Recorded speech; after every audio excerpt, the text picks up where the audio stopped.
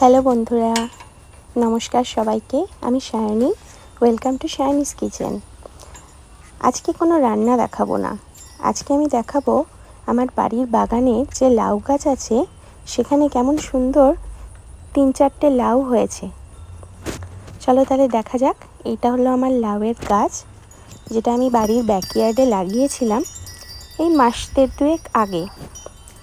ভালোই এখন লাউ শাক হচ্ছে। 2-1বার আমরা লাউ শাক কেটে আমি রান্নাও করেছি। এই দেখো কেমন সুন্দর একটা লাউ হয়েছে। আরও 3-4টে হচ্ছে, ছোট আছে অবশ্য। এই দেখো এই ফুলটা শুকিয়ে এসছে।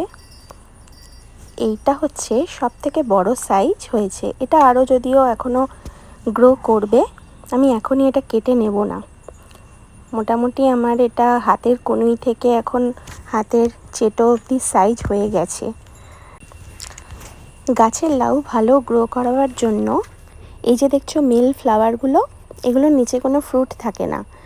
এই মেল ফ্লাওয়ারগুলোর মধ্যে রেণু নিয়ে ফিমেল ফ্লাওয়ারের মধ্যে ব্রাশ দিয়ে লাগিয়ে দিতে হয়। এবারে আমি কিছু এক্সাম্পল দেখাচ্ছি।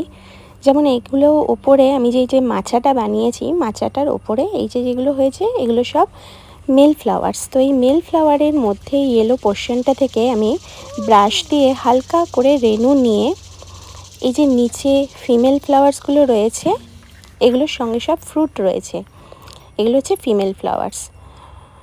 তো এর মধ্যে আমি ওই রেণুগুলো খুব হালকা হাতে ব্রাশ দিয়ে লাগিয়ে দিয়েছিলাম। আমি এগুলো সবকটা ফিমেল ফ্লাওয়ারের ক্ষেত্রেই করেছি। তো এটা করলে ফ্রুটগুলো খুব ভালোভাবে গ্রো হয়। এটা আমার ফার্স্ট টাইম এক্সপিরিয়েন্স লাউ গাছ বানাবার। আমি মাচাও তৈরি করেছি এখানে বাঁশের কঞ্চি দিয়ে আর মেটাল রড দিয়ে। আশা করি সবার ভালো লাগলো। সবাই খুব ভালো থেকো। আবার দেখা হবে অন্য কোনো ভিডিওতে। Thank you so much.